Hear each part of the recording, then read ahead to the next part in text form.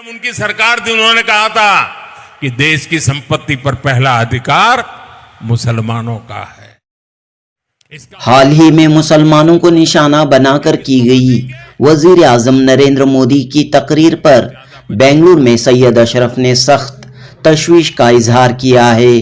PM Modi के बयान की सैयद अशरफ ने सख्त मजम्मत की है।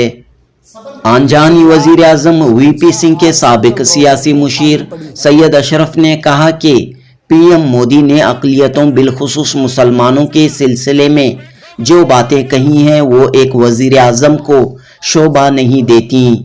सैयद अशरफ ने कहा कि इस वक्त वजीर आजम नरेंद्र मोदी बौखलाहट का शिकार हो चुके हैं, महज वोटों के लिए इस तरह की बयानबाजी कर रहे हैं। तो चलिए नाजरीन सुनते हैं लोकसभा इंतखाबात की सियासत और पीएम मोदी के मुतनाज़ा बयान पर सैयद अशरफ के ख्यालात। जनूबी हिंद न्यूज रिपोर्ट। देंगे और पहले जब उनकी सरकार थी उन्होंने कहा था कि देश की संपत्ति पर पहला अधिकार मुसलमानों का है। इसका मतलब ये संपत्ति इकट्ठी करके किसको बांटेंगे? जिनके ज्यादा बच्चे हैं उनको बांटेंगे। घुसपैठियों को बांटेंगे। क्या आपकी मेहनत की कमाई का पैसा घुसपैठियों को दिया जाएगा? आपको मंजूर है?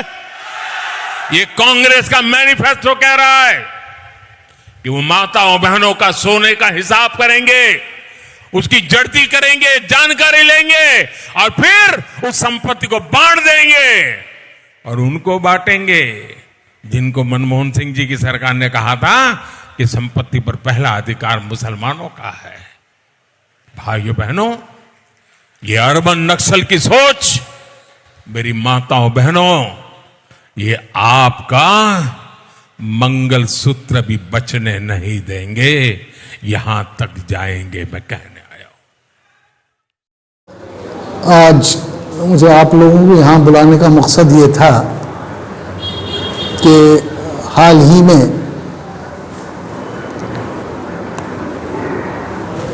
हमारे आदरणीय प्राइम मिनिस्टर श्री नरेंद्र मोदी जी का एक बयान माइनॉरिटीज के ताल्लुक में राजस्थान में आया। एक बहुत बड़ी संख्या में लोगों को संबोधित करते हुए नरेंद्र मोदी जी ने माइनॉरिटीज को, इसमें माइनॉरिटीज में खुसूसन मुसलमानों को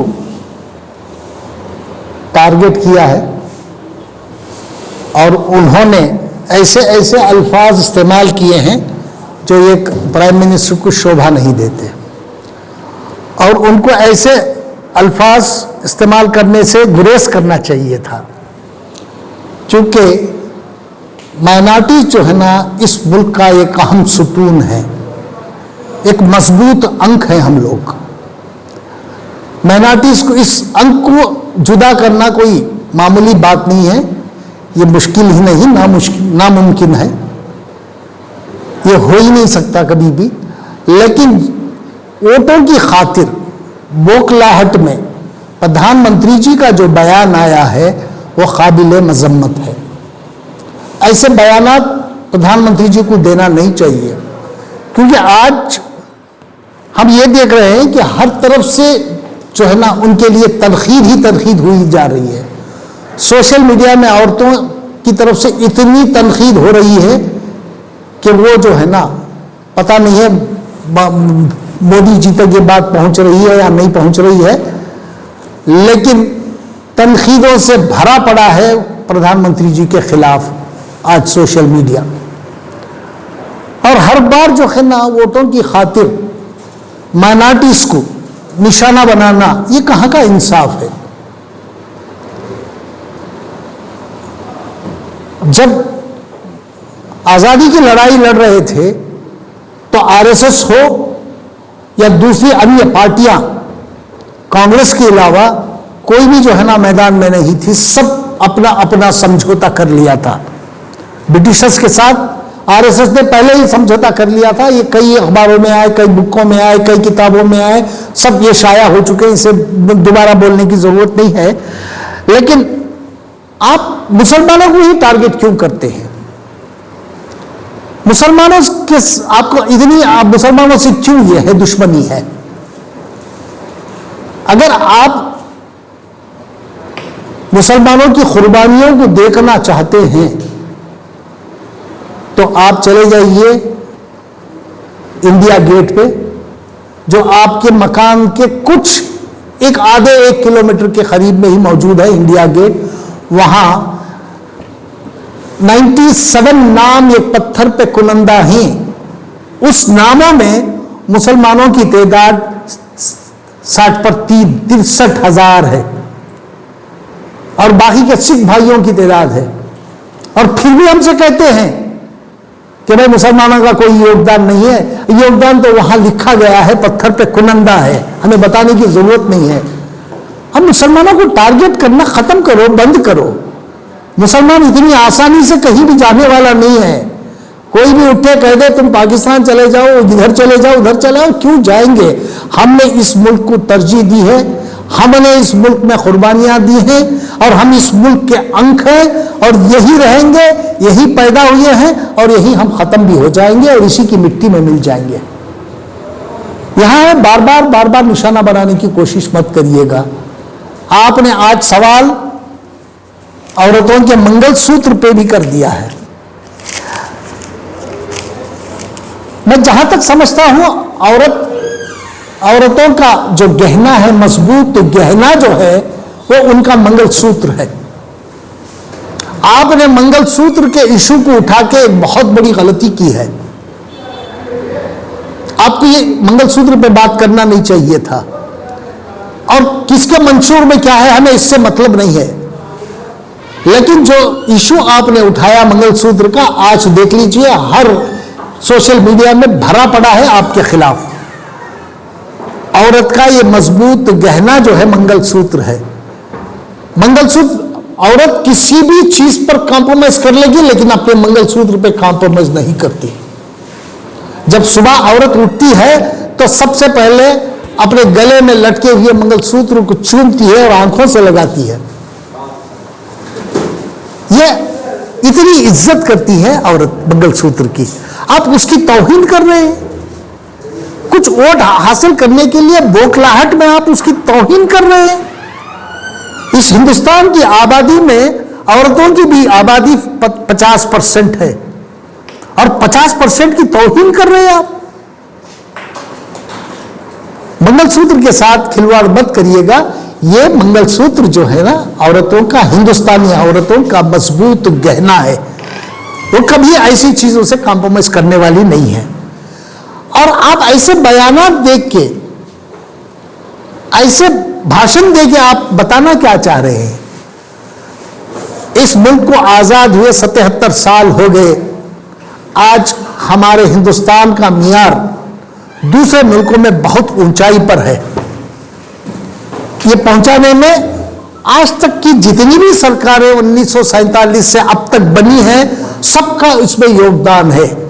किसी एक सरकार का नहीं है, इसमें सारी सरकारों का योगदान है। इनके योगदान से ही आज हमारा मुल्क आलमी सतह पर जो है ना बहुत आला मुकाम पर है। उसको गिराने की मोदी जी आप कोशिश मत करिएगा। हमारे मुल्क का आज आलमी सतह पर ऊंचा मुकाम है। आप वोटों के लिए ऐसे भाषण करके, ऐसे बयानात देके हमारे उस विखार को गिराने की कोशिश मत करिएगा। हाँ, मेरे पास एक सुबह किसी और से मैं दिल्ली में बात किया था, एक बीजेपी के नेता से, तो उनका मेरे पास फोन आया सुबह। एक बहुत बड़े नेता हैं और तीसरे चौथे नंबर पे हैं बीजेपी में, मैं नाम लेना नहीं चाहता। तो उनसे मेरी बात हो रही थी सुबह, तो मैंने उनसे कहा कि प्रधानमंत्री जी ने ये क्या कर दिया? तो कहने लगे इंसान से गलती भी हो सकती है। उनका ये कहना था कभी कभी इंसानों से गलती भी हो जाती है और मैं समझता हूं कि किसी और बात पे जो है ना प्रधानमंत्री के मुंह से गलत अल्फाज निकल गए। मैंने उनसे कहा कि अगर गलत अल्फाज निकल भी गए हैं तो मैं समझ, आप उनसे कहिएगा कि आइंदा उनके भाषणों में इसकी तरदीद करें, इसका खंडन करें, अपनी गलती को माने। तो उनके कहने के मुताबिक मैं समझता हूं कि हो सकता है उनके मुंह से अगर गलती भी हो गई है तो आगे भाषणों में मैं उम्मीद करता हूं कि प्रधानमंत्री जी इस गलती को मानेंगे और हमारे औरतों के जो मियार को, उनके जो सिंदूर और उनके जो ये है मंगलसूत्र को, उसकी हिफाजत में ये हुकूमत काम करेगी बोल के मैं समझता हूं कि आगे ये चलकर काम करेगी। और सबसे बड़ी बात यह है कि भाई आपको इस बात का पूरा पूरा हक है, आप अपोजिशन को जो है ना तनकीद कर सकते हैं, अपोजिशन वाले आपको तनकीद करते हैं। ये जो है ना कांग्रेस, इसमें जो है ना इलेक्शन के टाइम पे चलता आ रहा है और चलता रहेगा, इसमें कोई गलती नहीं है। एक दूसरे की तनकीद करना, अपोजिशन रूलिंग पार्टी को तनकीद करती है, रूलिंग पार्टी अपोजिशन को तनकीद करती है, तनकीद तक ही रखिए। आप मसलों पे बात करिएगा, बेरोजगारी पर बात करिएगा, औरतों की हिफाजत पर बात करिएगा, क्राइम को किस तरह से रोकना है इस पर बात करिएगा, लेकिन किसी एक कम्युनिटी को टारगेट मत करिएगा। खामोशी का मतलब बिल्कुल यह नहीं है कि हम बिल्कुल खामोश हैं। हमारा मजहब हमें सब्र करना सिखाता है और हम सब्र कर रहे हैं। सब्र का मतलब यह नहीं कि हमारी कमजोरी है। खामखा हमें क्यों टारगेट करें? हमने आज तक तो किसी को कुछ कहा नहीं है और हम सुन रहे हैं, सुन के सब्र कर रहे हैं। सब्र का मतलब हरगिज हरगिज ये मत निकालिए कि हम कमजोर हैं। हम कमजोर कभी भी नहीं थे और ना रहेंगे। हमें जान लेना चाहिए। और कोई भी सरकार हो, मैं यहां किसी की आलोचना नहीं कर रहा हूं, कोई भी सरकार हो, जो मुकाम हम लोगों को इस देश के आईन ने दिया है, कॉन्स्टिट्यूशन ने दिया है, उसे बरकरार रखिएगा। उसको ना बदलने की कोशिश करिएगा। आईन को बदलना इतना आसान काम नहीं है। 2/3 मेजॉरिटी की आप जो बात कर रहे हैं वो तो खत्म हो चुकी है इस समय। आईन को बदलना लोहे के चने चबाने के बराबर है। एक बार तो इन्होंने कोशिश कर लिया आईन को बदलने की।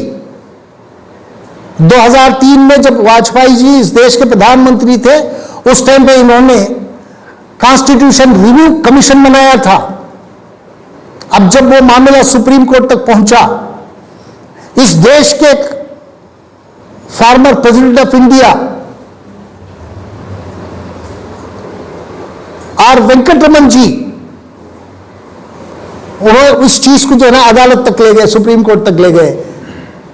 हमारे कर्नाटक के श्री आर निधिगप्पा जी उस चीज को लेकर अदालत तक गए।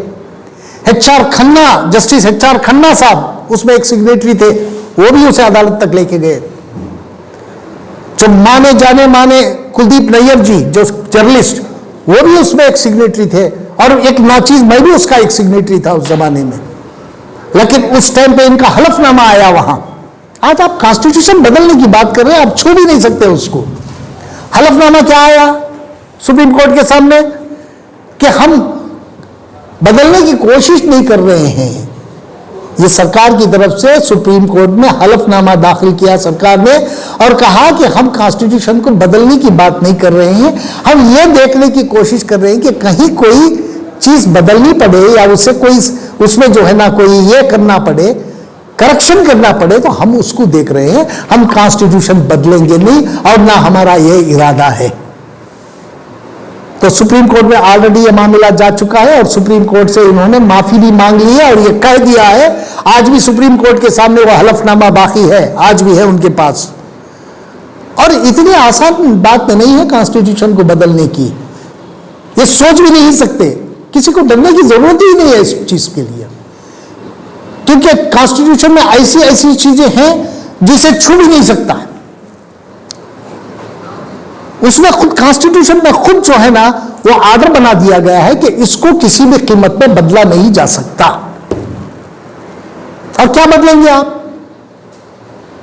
ये सिर्फ डराने की बात है और डरने की कोई जरूरत नहीं है। क्या यहां जो है ना हम लोगों को डरने की भी जरूरत नहीं है कॉन्स्टिट्यूशन बदलवाने की, और ये बदलने की कोशिश भी नहीं करेंगे। ये सिर्फ डरा रहे हैं और जो है ना ये अवाम इससे डर गई है और इसका खिमाजा जो है ना अनकरीब आगे चुनाव में, जो चुनाव हो रहे हैं इसमें ये भुगतेंगे। और आप जो गलतियां कर रहे हैं उन गलतियों की वजह बरसों तक मुल्क को उसको खिमाजा भुगतना पड़ेगा आपकी गलतियों का। ऐसे गलतियां मत करिएगा। कॉन्स्टिट्यूशन बना है, सबकी राय से बना है, सारी जो जितने भी सिटीजन हैं, जितने भी हिंदुस्तानी हैं, उनको सबको उनका हक दिया गया है। आज हम टारगेट है, कल क्रिश्चियन भाई टारगेट होंगे, परसों हमारे शेड्यूल ट्राइब भाई टारगेट होंगे। क्योंकि जो है ना हमारे दलित भाइयों को इन्होंने रोक रखा है। 30 लाख वैकेंसियां आज हिंदुस्तानी सरकार में हैं। सरकार के पास 30 लाख वैकेंसियां पड़ी हैं, लेकिन उसको पूर्ण करने की बात नहीं हो रही है। अगर उसको भर्ती करने की ये कोशिश करेंगे तो रिजर्वेशन देना पड़ेगा। रिजर्वेशन किसे देना पड़ेगा? मुसलमानों के लिए तो नहीं है रिजर्वेशन, वहां दलित भाइयों को देना पड़ेगा। इसलिए जो है ना 30 लाख वैकेंसियां भर नहीं रहे हैं। तो इसका यह मतलब है कि आगे चल के जो टारगेट होंगे वो दलित भाई होंगे। अब माइनॉरिटीज और दलितों को एक होना जरूरी हो गया है, और ये दलितों को और माइनॉरिटीज को सोचना पड़ेगा आगे चल के इन दोनों का अगर एक साथ हो जाए तो ये बहुत बड़ी ताकत बन सकते हैं। अब मैं आदरणीय इनसे जो है ना आदरणीय हमारे प्राइम मिनिस्टर साहब से मैं गुजारिश करता हूं कि ऐसे बयानात से गुरेज करें। ये देश के हित में नहीं है। देश के विखार को जो है ना धक्का पहुंचने वाली बात कर रहे हैं आप वोटों की बात करिएगा, वोट मांगिए। वोट मांगने का हर एक को हक है, हर पार्टी को हक है। आप वोट मांगिए, अपनी हद में रह के मांगिए, हद से आगे बढ़कर मत मांगिएगा। ये मेरी आपसे गुजारिश है। मैं आपके माध्यम से ये प्रधानमंत्री जी तक इस बात को पहुंचा रहा हूं।